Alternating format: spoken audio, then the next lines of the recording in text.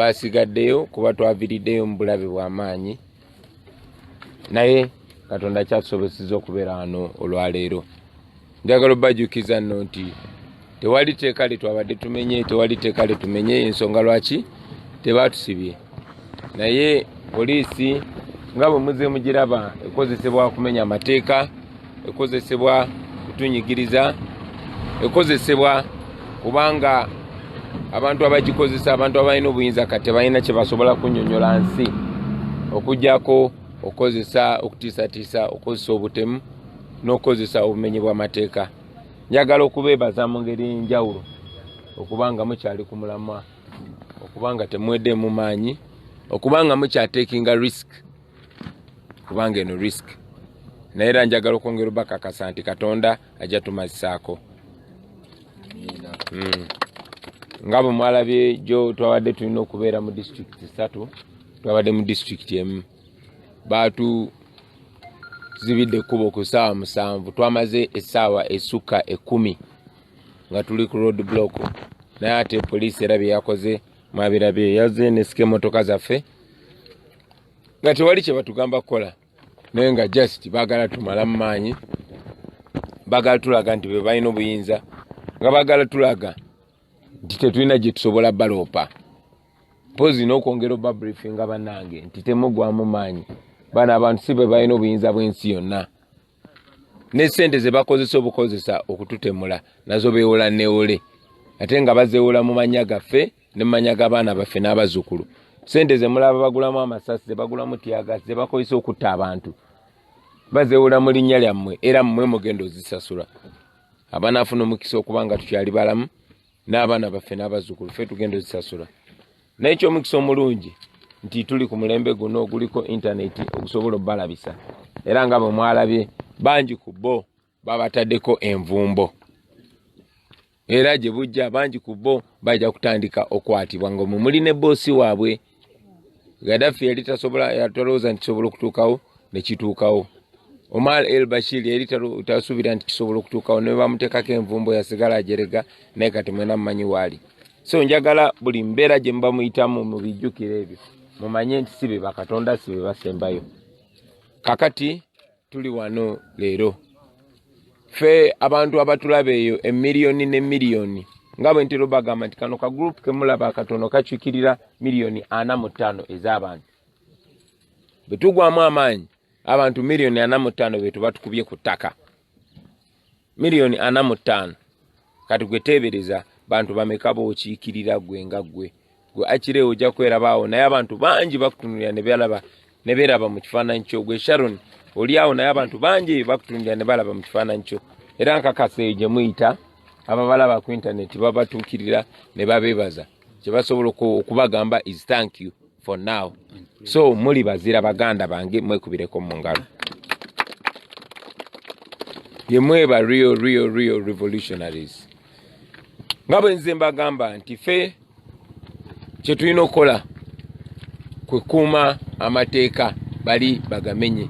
Buli kye mulaba ekigenda maaso kyewandiika ku kitabo ky'ensi yonna, kye mulaba ekya social media naddala Facebook, ekigambo buuku kituufu, ekyo kye kitabo ky'ensi yonna, biri mu kwewandiika mu byafaayo era buli omu abiraba. So this is history in the making. Temupondoka, temugwamu maanyi, temunafuyizibwa. Olwaleero tugenda mu district 3, tugenda district Agago, Abimu, tugenda Agago ne Abimu. Tukole nga bwe tubadde nga tukola. Mbasabanga bulijjo era nyongero basaba temuvaako waya. Temuvaako ki? Bano abantu bafuba nnyo okulaba nga muvaako waya, mukozesa obusungu. Naye bwe tuba tetuvuddeko waya, ekitegeeza tujja kusigaza obwongo bwaffe, tujja kusigala nga tuli seni. Museveni munnange kati tekyamanyi kyakola. Tekyamanyi kyakola, kyova bagamba n'abikola nga bw'abisanze ate ne bimukyukira. Kati buli kimu kigenda kimukyukira. So temuvaako waya, tusigale nga tuli ku mulamwa. Tubuzaayo ennaku 30 tumaleko kampeyini eno. Eno kampeyini ya byafaayo, tebangawo. bafubye okutambuza narrative nti tulina sente nyingi, abazungu batuwa sente nyingi, waliwo amawanga agatuwagira. Naye muzine ennaku asatu n'omusobyo ze tumaze mwenna mulaba amazima. Mulaba nti tutambulira ku love eri pure ey'abantu. Mulaba nti tutambulira ku support eri pure ey'abantu. So tugende maaso nga twekkiririzamu, yagadde bbazaamu maanyi amakyaga leero nga bwe ntera bagamba nti ebyafaayo biri ku ludda lwaffe. Bannayuganda be mulaba yonna bali ku ludda lwaffe. Kyova abalina obbakuba. Amateeka gali ku ludda lwaffe. Kyova tusobola okuyimirira confidently ntubagamba muli ba criminal, ne tubagamba mumenya amateeka. Tebasobola tugamba nti tumenya amateeka. Polisi esobola kukwata ng'omenya amateeka, tetulina teeka letumenya. Ne Katonda ali ku side yaffe. So tugende maaso tulumbe nga tuli strong. Mwebale nnyo, mwebale ddala kumpuliriza. Mukama tuwa omukisa atumayiseeko n'olunaku lwa leero. People power. Our power. In English. Yes, speaking to us. Hello. How are you, sir? The same way speaking to your team. Oba edi muntu anyambe kanzivunire mu Luzungu. Erinyo limuluma. Yeah, people power. Our power. Our brothers and sisters, I'm not going to say good morning because there's nothing good about this morning. But I just want to thank God, the Almighty, that made us go through last night's danger. Last night's danger was imminent. It's clear because we are no longer the team that we were. Many of our friends were hurt. Others were arrested and they're still incarcerated, while others could not even risk joining us last night. I spoke to our brother Aniawa Demoti. Machete yasuze muti waggulu. Last night when I spoke to Machete and Tower, they were still on top of a tree because it was so risky for them. They could have been easily killed. These people are targeting as far as our lives. However, I thank God that we are still here together this morning. At least those that could make it. I'm sure some others will join us much later in the day or later in the week. I also want to thank you, friends, in a very, very special way for the resilience, for the confidence, for the resolve. Amidst all the dangers, I want to thank you for taking the risk. Like I always say, you are the real heroes. You are the real revolutionaries of our generation. Yeah, I always tell you, and I say it again, that this little team is a representation of the 45 million. Many people are scared. Many people don't know what our tomorrow is going to bring. But all they do is send messages of thank you, send messages of encouragement. And I want you to remember that you might be one here, but you represent millions of people. Bobby Young, you represent so many young people. Stawa Uganda, you represent so many young people. Lukman Kampala, you represent so many young people. So we thank you for taking the risk at such a tender age. I can only guarantee you that we shall overcome this, we shall win. History has it on record everywhere in the world that dictators have never won. Oppressed people have never stayed oppressed forever. So Uganda cannot be an exception. So today we are going to Agago and Abim. The narrative of funding from abroad. Yeah, I always tell you to always keep your calm and keep your head. These people are trying as much as possible to provoke us into anger, to provoke us into violence. I thank you that we have been listening to each other and keeping our calm. Let us keep our calm. Let us stay non-violent. Let them be the ones to be violent, to break the law. Let us keep the law. History will absolve us. Finally, you all know that there's a narrative that we are being sponsored by foreigners, that we have a lot of money. But what we go through on a daily, many times without even having a meal, many of us have actually lost weight apart from me. But many people here have lost weight. What we go through on a daily is evident that our struggle is not about money. It's not funded by anybody. In any case, we are supported indigenously by Ugandans and Ugandans in the diaspora. Just to guarantee you that this struggle is not in vain. At the end of the day, we shall be proud of everything that we are doing. Olunaku lujja kucha tutunule mabega gye tuyise nga tetukkiriza ngeri gye twamalako naye mwattu nga twamalako. So mubere confident, twekkiririzeemu Katonda ali naffe. Thank you very much. Moving time. People power. Our power. Yes.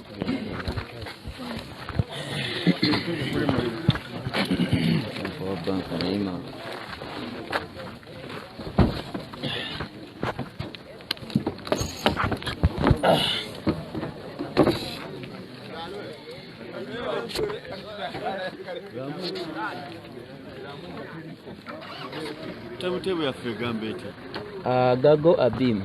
Abim.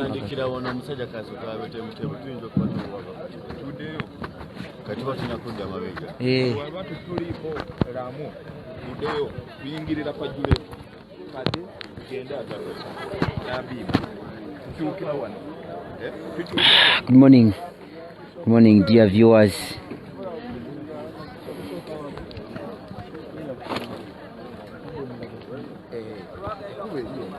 We thank you for supporting us. Like the president has said, the struggle is indigenously supported by Ugandans here and abroad. The narratives promoted by President Museveni, that it is supported by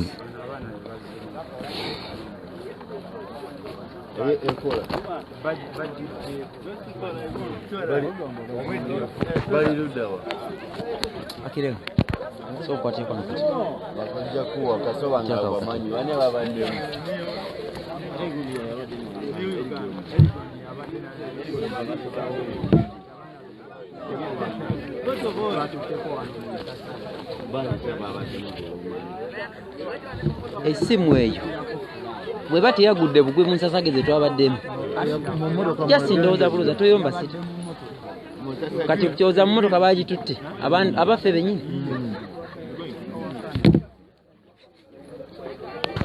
sawalla tusasiye tugirabe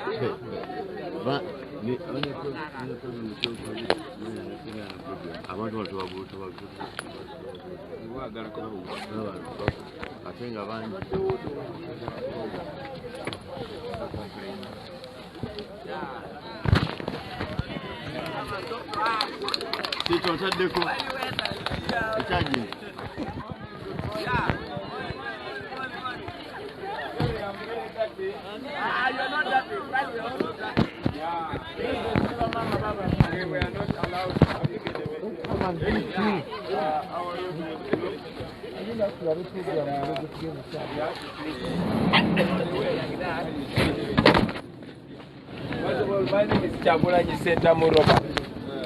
Other people call me Bobby Wine. And I'm standing to be the president of Uganda.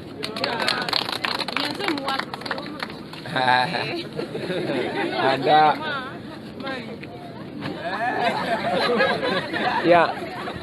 we all understand English. Yeah. Mama was asking for money, but I want to tell you, my brothers, that we have only been reduced to money, but we deserve much better than that. We deserve new roads, we deserve new hospitals, we deserve new schools, and our children deserve good education and employment. And you know that we can achieve that. Uganda is a very, very rich country. Even this land is very, very rich. But our leaders are taking all the money for themselves and the family. Museveni is still making this his family property. That is why it has been 35 years. 35 years. We are not supposed to ask for money from our leaders. We are supposed to tell them, build that road. And they are supposed to build it because this country is very rich. So that is why I'm coming to be president, so that we can do all that. So with your support, we can be able to change that. I am happy that you asked that I speak to you. Thank you very much. And when you go to vote, this is not the usual election. We are voting for change after 35 years. We want to have a Uganda where everybody is equal, no matter their tribe, no matter their religion, no matter their social class. So we want a new Uganda, and that is why we say a new Uganda. When you vote for me, you will be getting me as a servant, not as a boss. The people of Uganda are supposed to be the bosses, and the leaders are supposed to be the servants. So that is all I can tell you, friends, today. I want to ask you, I know that I may not get the chance to come back and talk to you, but I want to ask you to also send that message. Let us share that message so that for the first time as Ugandans, we get a leader that we have chosen ourselves. All these leaders come with guns and they go with guns. It must be the end of gun rule. And we have the beginning of civilian rule. All other countries have enjoyed it. Singapore was one day like us on independence. We have ever given foreign aid to Dubai. But look where we are. Look at the house where our people are staying. Look at our elders. They deserve the chance to see a new Uganda. It is not supposed to be a miracle for this road to be worked on. We deserve it and we must get it. So I thank you, friends, and thank you for listening to me. And God bless you. Amen. Yeah. When you go to vote, you're not going to see the name Bobby Wine. You're going to see Chagolanyi, Sentamu, Robert, and the symbol will be the umbrella. Okay. Mark, where's Abim? This way or this way? This way. This way. Wow. And even Akago is this way? Yes, after Akago, Abim. So you saw, because President Museveni does not want me to talk to the people, the police and the military forced us to come here and they arrested many of our people. And we did not break any law. But because that is how dictators work.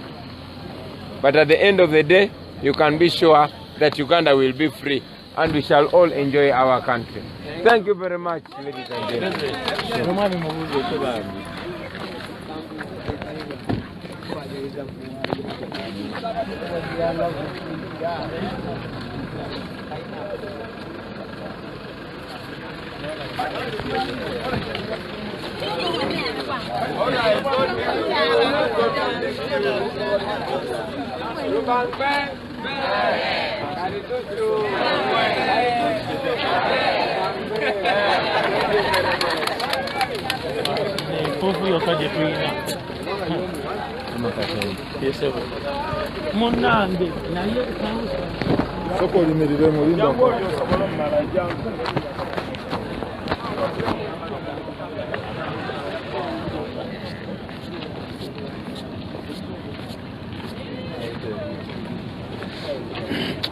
Miro, sote chikanda chana. Yeye bako baba. Let me sit down. Yes.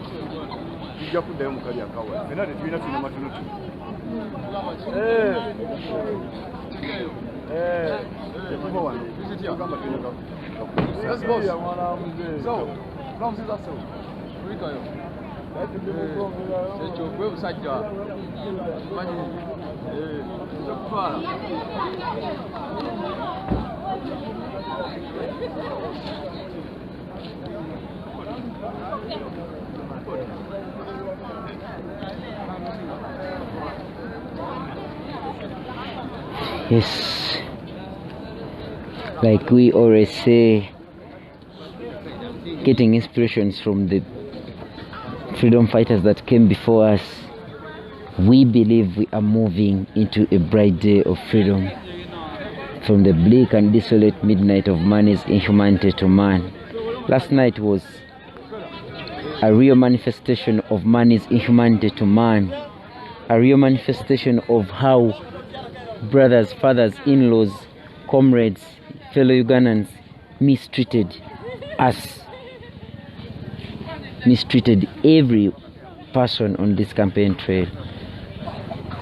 But like Dr. Martin Luther King told us, what we are doing is legally right to demand for our freedom peacefully. We must meet hate with love. We must meet violence with non-violence, because only light can beat darkness. The old law of an eye for an eye leaves everyone blind. We thank you, everyone. Yes, we can't say it was a blessed night, it was a good night. Okay, it was blessed, but it wasn't a good night. So we can't say it was a bulungi. We can just say, thank God we are still alive.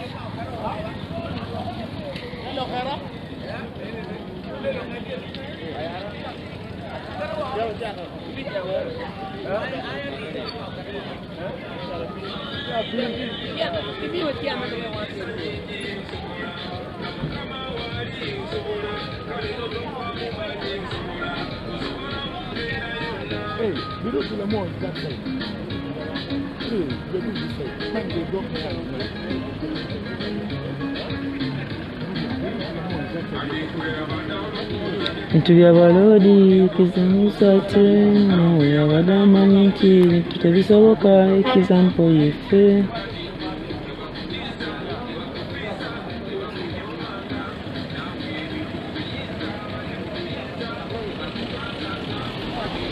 Ajjana bisala abajjana manyi tesena Mukama Katonda.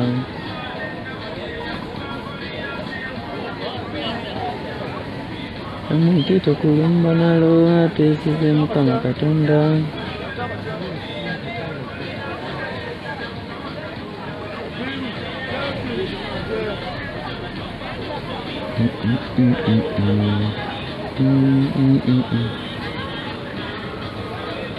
I don't need to do it.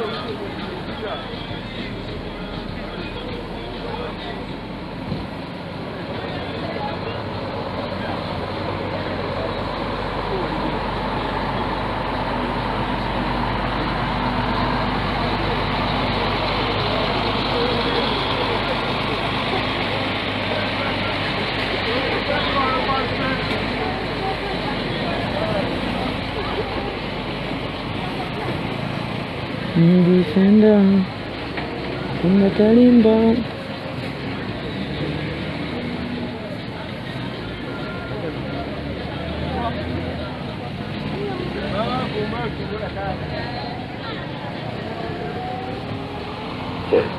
People power. Hello. Check. People power.